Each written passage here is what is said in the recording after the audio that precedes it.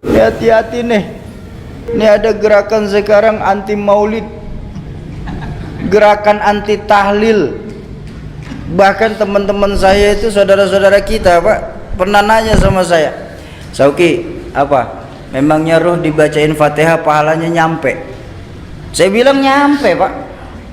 Apa dalilnya? Nggak usah pakai dalil, Pak, nanti kita jadi perang dalil. Kalau Bapak nggak percaya, Bapak mati aja duluan, saya bilang. Ntar saya kirimin Fatihah. Kalau nggak nyampe, balik lagi kasih tahu. Lo kalau khilafiyah kita perbesar, Pak, sampai kiamat pun nggak akan selesai. Bener? Makanya Al-Quran memberikan jalan tengah. Apa jalan tengah yang Al-Quran ajarkan? Lana a'maluna walakum a'malukum. Jadi buat saya yang senang maulid kita di Pekanbaru, bagus, terusin. Baginda Nabi senang. Yang nggak suka maulid juga udah diam-diam aja, Pak. Nggak usah pakai ngata-ngatain yang maulid dan bakal masuk neraka. Dikit-dikit neraka, dikit-dikit neraka. Emang neraka punya bapak moyangnya? Hati-hati nih, hati-hati. Nih kita di tempat kita nih di Pekanbaru ini masih banyak ulama-ulama, masih banyak guru-guru. Dan mohon maaf Bapak Ibu, cari ulama dan tuan guru kita nih yang sanad keguruannya mutawatir, sambung menyambung sampai kepada baginda Rasulullah Sallallahu Alaihi Wasallam. Ini penting sanad keguruan nih. Makanya saya agak kurang setuju ketika ada yang bilang bahwa hukum Islam itu cuma dua, kembalikan kepada Quran dan Sunnah.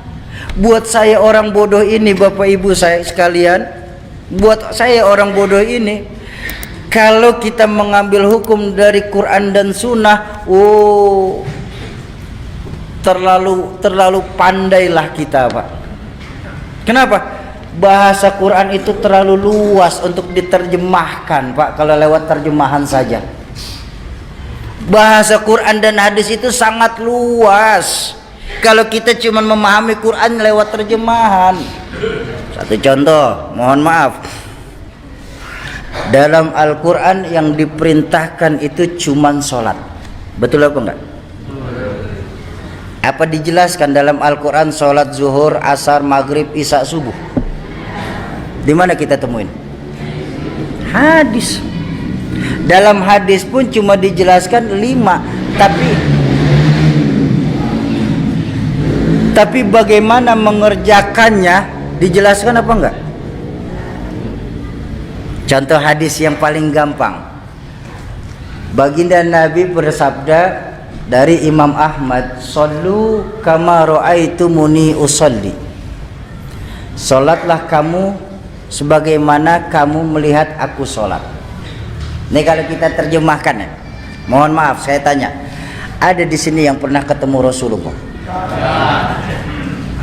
Ada yang pernah duduk di belakang Rasulullah? Terus bagaimana kita tahu sholatnya Rasulullah? Dari guru-guru kita yang ngajarin kita. Ini loh pentingnya. Makanya hukum Islam itu bukan cuma 2 tapi 4. Ada Quran, ada Sunnah, ada ijma, ada qiyas. Yang nggak ditemukan di Quran bisa kita temukan di hadis. Yang nggak ada di Quran dan hadis bisa kita temukan di dalam ijma. Yang nggak ada dalam ijma bisa diqiyas melalui ulama-ulama kita.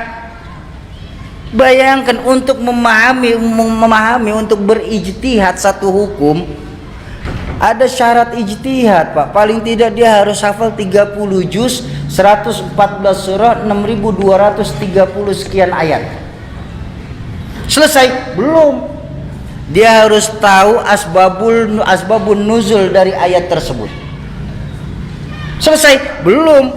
Dia harus mengkhatamkan minimalnya 3 tafsir Al-Quran yang masyhur, tafsir Jalalain, tafsir Ibnu Katsir maupun tafsir Tabari. Silakan. Selesai? Belum. Dia harus belajar asbabun nuzul. Untuk tahu asbabun nuzul berarti harus belajar hadis. Untuk tahu kedudukan hadis kan harus belajar mustalahul hadis. Untuk tahu mustalahul hadis ya tentu harus belajar asbabul wurud. Untuk tahu asbabul wurud ya harus belajar fikih. Untuk tahu fikih yang ngaji sama ulama-ulama yang ada sekarang. Jangan ngajinya sama Mbah Google.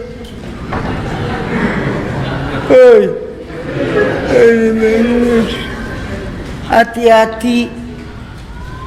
Enggak semua bid'ah itu jelek. Enggak semua yang tidak dilakukan Rasulullah itu jelek. La kullu bid'atin dhalalah. Ada enggak semua bid'ah itu jelek, ada bid'ah hasanah. Contoh. Quran yang lagi kita baca sekarang ini, Pak. Itu bid'ah, Pak. Benar enggak? Di zaman Rasulullah tidak pernah membuat mushaf. Semua langsung penghafalan kepada sahabat. Cuma ketika Rasulullah wafat di Khalifah Umar bin Khattab, banyak sahabat-sahabat hufaz pada meninggal dunia karena perang. Sebagai khalifah, Sayyidina Umar ini berpikir, nih kalau kayak begini Quran akan hilang karena banyak sahabat hufaz yang wafat. Lalu dibikinlah satu ide untuk memushafkan Al-Quran. Bahkan Sayyidina Umar sendiri berkata, hadza bid'atul hasanah. Ini sebaik-baiknya bid'ah. Bid'ah tapi masih baik. Jadi tidak semua bid'ah itu jelek, Pak.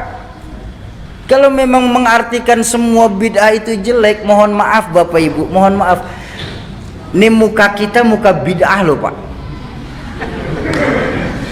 Zaman Nabi nggak ada potongan kayak kita, Pak.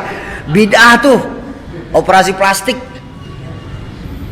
Handphone yang Bapak Ibu pegang itu bid'ah tuh. Nabi nggak pernah pakai handphone kok. Bener? Buang. Ganti kaleng susu, sambungin benang. Ngomong dah tuh, halo. Ayolah kita sesama Islam nih, kita saling asuh. Jangan sama-sama kita malah saling gasak, gesek, gosok. Sudah waktunya kita nih sekarang meluruskan saf, merapatkan barisan. Musuh kita sekarang sudah jelas, Pak. Apa musuh yang paling nyata? Sekularisme dan liberalisme. Jadi selama mereka bersyahadat Tuhannya Allah, Nabinya Muhammad, merekalah saudara kita. Setuju? Jangan suka kita mengkafir-kafirkan. Ingat dakwah baginda Nabi itu mengislamkan orang kafir. Kok malah sekarang ini mengkafirkan sesama Islam? Ayo dalam berdakwah, yasiru wala tu'assiru. Kalau ada yang mudah jangan disulitin. Basyiru wala tunaffiru. Gembirain, jangan malah ditakut-takutin. Itu dakwah baginda Nabi. Kenapa beliau itu sukses? Karena beliau itu juga sebagai contoh dan panutan. Beliau sebagai contoh dan panutan buat kita. Jadi nggak bisa kita samakan dengan diri kita dengan baginda Nabi. Dan wajar ketika baginda Nabi itu diperingatin maulidnya, Pak. Jadi nggak ada istilah itu melakukan maulid itu bid'ah. Apa bid'ahnya? Oh, kita tambah kenal sama baginda Nabi. Ayo, bagaimana kita bisa tahu sejarah baginda Nabi kalau bukan lewat pembacaan sejarah baginda Nabi? Benar?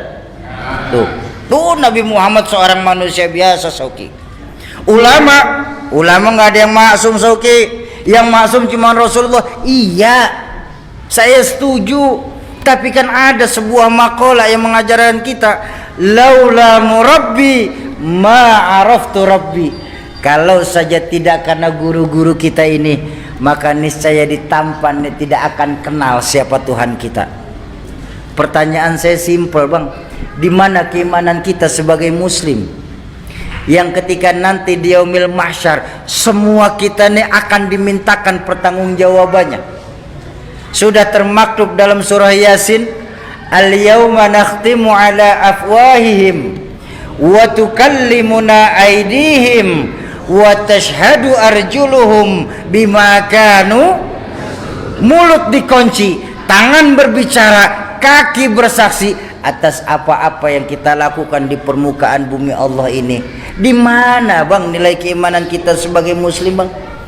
yang ketika nanti Allah Qadi Rabbul Jalil, Allah akan bertanya kepada masing-masing kita, kamu orang tampan yang katanya Islam, di mana posisi kalian ketika kalian tahu agamaku lagi dihina-hina?